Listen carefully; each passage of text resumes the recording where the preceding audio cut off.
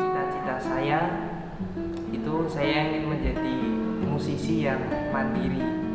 Walaupun saya ini mempunyai keterbatasan, lebih kerennya itu keistimewaan dibandingkan orang-orang yang lain.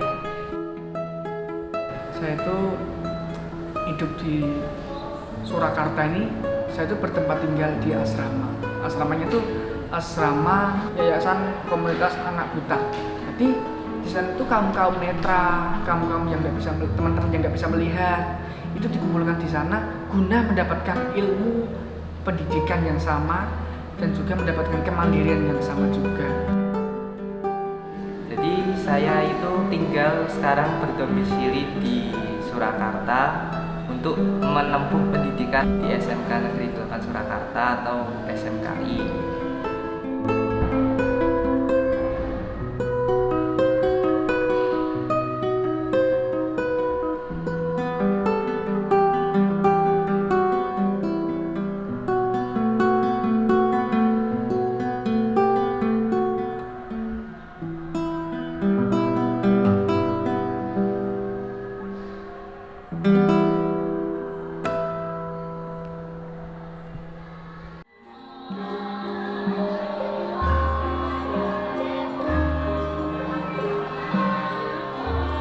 Dulu saya suka pengen belajar karawitan ya.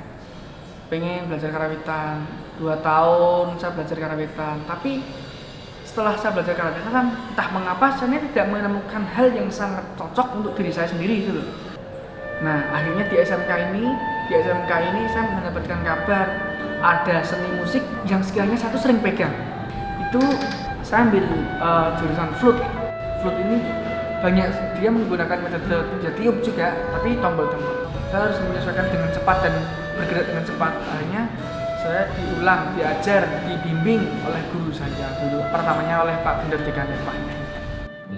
Saya merantau di Surakarta ini sejak 2 tahun lalu, yaitu 2022. Nah, saya mendapat informasi dari teman saya SMK Negeri 8 itu atau SMKI yang berada di Surakarta ini bisa menerima anak berkebutuhan khusus atau anak istimewa yang mempunyai kekurangan dalam hal penglihatan seperti saya. Karena kalau di sekolah-sekolah musik lain itu tidak bisa menerima. Nah, dikarenakan kan kalau di sekolah musik itu harus bisa membaca partitur. Nah, kalau di sekolah SMK Negeri 8 Surakarta ini, bagi yang mengalami gangguan penglihatan itu tidak diwajibkan untuk bisa partitur karena kesusahan di membaca.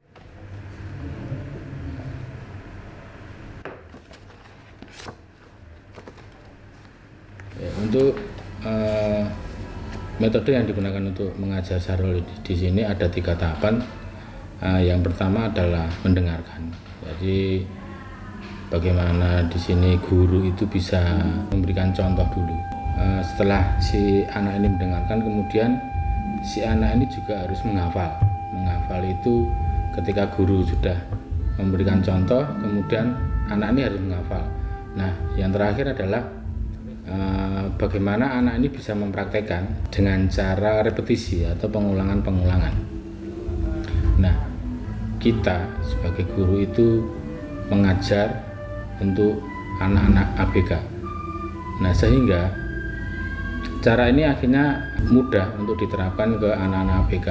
Nah, sehingga metode ini digunakan biar tataran atau grade-nya itu biar sama dengan anak-anak yang normal atau anak-anak yang tidak ABK, sehingga anak-anak ABK ini sendiri juga mudah untuk memahami dan mengerti, apalagi bahwa belajar musik ini adalah selalu berkaitan dengan notasi. Nah, notasi di sini adalah notasi balok, sehingga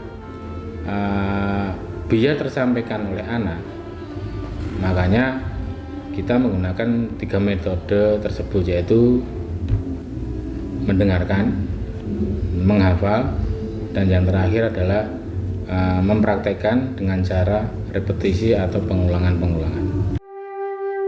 Ya, baik, Nika, Pak.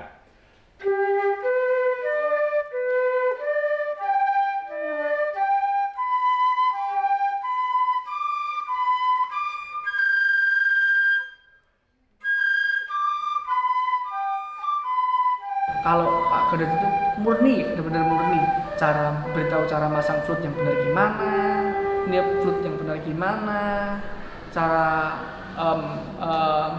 menunjukkan skill dalam float itu gimana. Nah, jadi saya harus mengenal bentuk float, tombol-tombol nada float. Jadi float itu ada 3 rangkaian. Ada kepala float, ada badan float, ada yang namanya ekor ya belakang. Tantangan Syahrul dan tantangan saya juga sebagai guru, bagaimana saya harus bisa menyampaikan materi itu biar Syahrul sendiri itu bagaimana sih biar mudah menerima materi yang saya berikan. Mungkin di sini salah satunya contoh yang awal ketika saya memberikan materi ke Syahrul itu adalah bagaimana posisi meniup yang betul dan yang baik itu bagaimana. Itu yang utama, dan karena itu adalah dasar untuk pemain tiup lah, itu adalah dasar.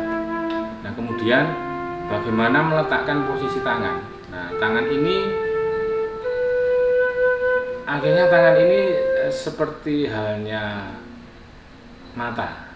Jadi dia mewakili mata di sini sebenarnya. Contohnya jempol ini bernada akhirnya. Dan ini saya kode beri angka 1. Berikutnya ini 2, 3, 4 dan 5. Berikutnya untuk tangan kanan jempol ini tidak dipakai, akhirnya jari berikutnya adalah 1, 2, 3, 4. Jadi akhirnya yang dipakai ini ada 4 jari.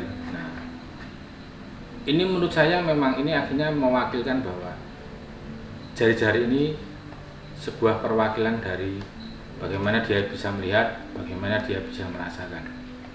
Kedepannya akhirnya setelah berkembang, akhirnya jari yang ada angkanya ini akhirnya bernada juga. Nah, itu menurut saya metode itu akhirnya mudah dipahami oleh Syahrul. Jadi akhirnya ketika saya memberikan semacam pengkodean itu, Syahrul lebih mudah menerima dan mudah memahami. Nah, selanjutnya bagaimana Syahrul mengimplementasikan dari cara-cara ini tersebut.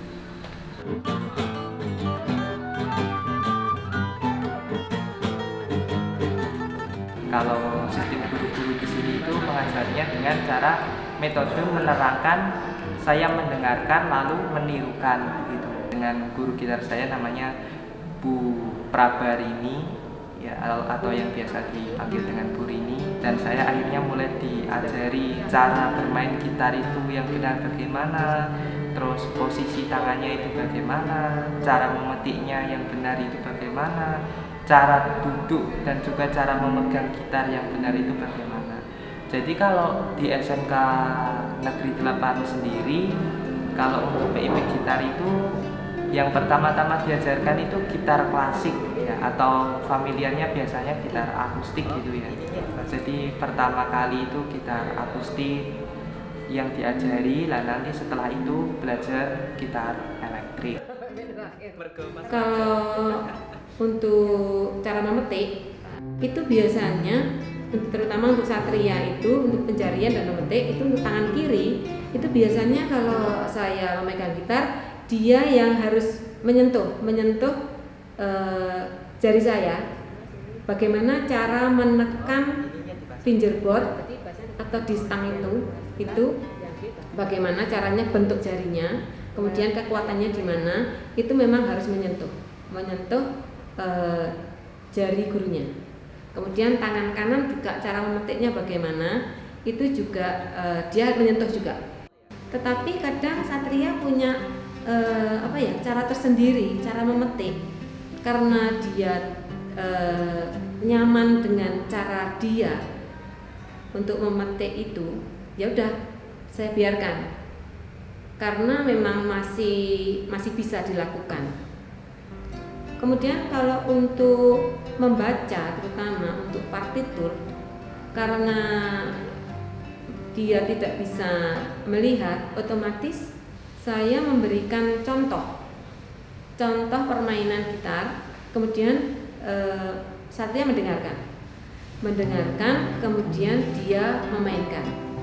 Jadi berarti Satria itu kalau belajar gitar, telinga itu paling peka. Kalau anak yang lainnya adalah memakai visual dengan matanya, kalau Satria dibalik itu telinga itu bahwa telinganya lebih peka daripada mata itu.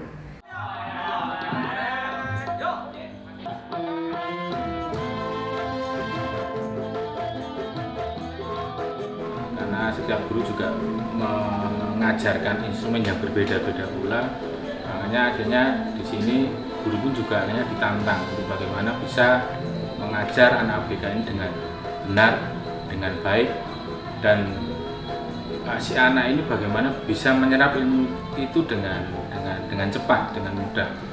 Karena apa? Karena yang jelas metode yang benar, metode yang baik, dan metode yang seharusnya digunakan guru itu belum ada. Makanya di sini kita sebagai guru, di sini kita dituntut untuk memahami satu karakteristik dari anak itu sendiri. Bagaimana kita membuat nyaman anak itu sendiri. Karena setiap anak itu mempunyai sensitivitas yang beda-beda. Kita berharap ada pelatihan khusus untuk terutama anak inklusi, karena selama ini saya mengajar anak inklusi itu berdasarkan pengalaman saja dan trial and error.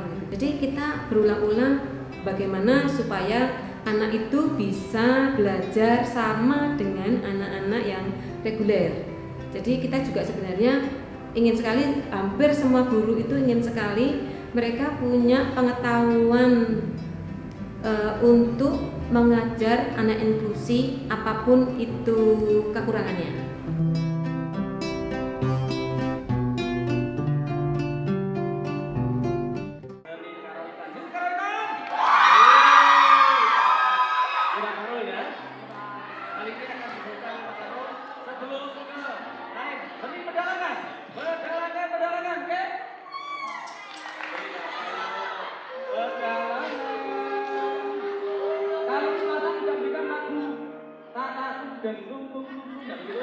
Mungkin itu yang diharapkan dari seorang anak ABK ya ketika dia belajar di SMK Negeri 8. Jadi memang ada juga anak yang akhirnya dia mandiri ketika dia sudah mempunyai bekal ilmu musik dan praktek musik, akhirnya mereka juga digunakan di masyarakat juga.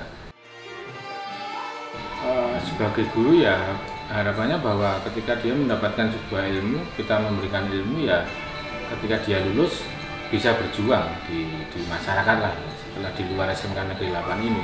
Makanya di sini ketika sebelum anak ini keluar ya kita bekali di sini. Contohnya kita kasih ruang setiap tanggal 17 itu ada event jurusan musik membuat sebuah pementasan. Nah ini adalah kesempatan untuk anak berkembang di situ, berkreasi di situ. Akhirnya di situ juga akan terbaca bahwa dari segi kompetensi si anak ini berarti memang dia layak untuk dipakai di masyarakat. Mi sol sol sol. Ini apa liriknya ini bener kote ya nadanya. Sila sel sila. Bener kuwi.